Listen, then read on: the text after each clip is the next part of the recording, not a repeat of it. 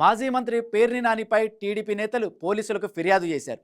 CM Chandrababu, deputy CM Pawan కళ్యాణ్పై పేర్ని నాని అనుచిత వ్యాఖ్యలు చేశారని ఫిర్యాదులో పేర్కొన్నారు. కూటమి శ్రేణులను రెచ్చగొట్టేలా పేర్ని నాని వ్యాఖ్యలు ఉన్నాయని ఫిర్యాదులో ప్రస్తావించిన టీడీపీ నేతలు గతంలోనూ పేర్ని నాని ఇదే తరహా వ్యాఖ్యలు చేశారని పోలీసులకు గుర్తు చేశారు. మచిలీపట్నంలోని ఇనగుదురుపేట పోలీస్ స్టేషన్లో పేర్ని నానిపై టీడీపీ నేతలు ఫిర్యాదు చేశారు. ఏలూరు జిల్లా చాట్రాయిలో జరిగిన వైఎస్ఆర్ విగ్రహావిష్కరణలో CM Chandrababu, deputy CM Pawan కళ్యాణ్పై పేర్ని నాని చేసిన వ్యాఖ్యలపై చట్టపరమైన చర్యలు తీసుకోవాలని కోరారు. ఎటువంటి కల్తీ జరగలేదని చెప్తున్నాడు. మీడియా మిత్రులు చూపిస్తాను. సిట్ ఫైల్ చేసినటువంటి ఎఫ్ఐఆర్ కాపీ అది. ఇందులో చాలా క్లియర్ గా చెప్పారు కల్తీ జరిగిందని చెప్పేసి. వాళ్ళు క్లియర్ గా సిట్ లో చెప్తే మరి నీకు తెలుసో తెలీదో అర్థం కావట్లా, కళ్ళుండి కబోదో ఏంటో అర్థం కావట్లా. కాబట్టి ఇప్పటికైనా సరే మీరు అవాకులు చవాకులు మాట్లాడటం మానుకోండి. ఏం జరిగిందో ప్రజలకు తెలియజెప్పండి. మీరు చదువుకున్నారు, విజ్ఞత ఉంది, ఎందుకు తప్పుదో పట్టించే విధంగా మాట్లాడతారు? నీ గుండెల మీద చేసి చెప్పు.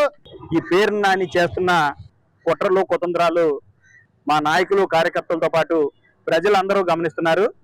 ఇతను మాట్లాడుతున్న మాటలు చూస్తుంటే పంది కొవ్వు, జంతువుల కొవ్వు కానీ ఏమీ లేవని చెప్పి సిట్ మాకు రిపోర్ట్ ఇచ్చింది. ఈ విధమైన దుర్మార్గ చర్యలు చేస్తున్నాడు చంద్రబాబు నాయుడు, పవన్ కళ్యాణ్ అని చెప్పి మాట్లాడటమే కాకుండా తను ఒక 3 సార్లు ఎమ్మెల్యేగా చేశాను, ఒక పర్యాయం మంత్రిగా చేశాననే విషయాన్ని కూడా మర్చిపోయి కనీసం చదువు లేని వాళ్ళు, సమాజంలో ఏ విజ్ఞత లేని వాళ్ళు కూడా మాట్లాడని అన్పార్లమెంటరీ వర్డ్స్ రాష్ట్ర ముఖ్యమంత్రిని పట్టుకుని నాలుక మీద డబ్బులంతో వాతలు పెట్టాలంటాం, ఆయన ఒళ్ళంతా వాతలు పెట్టాలని చెప్పి మాట్లాడటం. నీ స్థాయిని నువ్వు మర్చిపోయి రాష్ట్ర ఉప ముఖ్యమంత్రిగా ఉన్న పవన్ కళ్యాణ్ గారి గురించి తెల్లారు లేస్తే ఆ జపం చేయిందే ఈ పేర్ని నానికి నిద్ర పట్టదు. పేర్ని నాని గారు మాట్లాడింది భాష ఏ రకంగా ఉందంటే శాంతం రోడ్డు మీద బలాదూరోళ్ళు మాట్లాడుకునే రకంగా ఉంది. ఎందుకంటే ఒక రాష్ట్ర ముఖ్యమంత్రి అయిన చంద్రబాబు నాయుడు గారిని కానీ అలాగే పవన్ కళ్యాణ్ గారిని ఇష్టం వచ్చినట్టు మాట్లాడటం సబబు కాదు. ఆయనకి మాట్లాడే మాటలో జనాల్లో విద్వేషానికి గురి చేసే విధంగా ఉంది.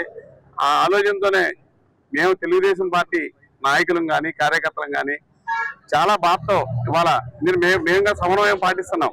అందుకనే ఇనగుదురు పోలీస్ స్టేషన్కి వచ్చి ఒక కంప్లైంట్ ఇచ్చి ఆయన మీద చర్య తీసుకోవాల్సిందిగా మేము చేస్తాం. హాయ్ వ్యూయర్స్, ఈ వీడియో మీకు నచ్చినట్లయితే లైక్ కొట్టి షేర్ చేసి వైకే టీవీని సబ్స్క్రైబ్ చేసుకోండి.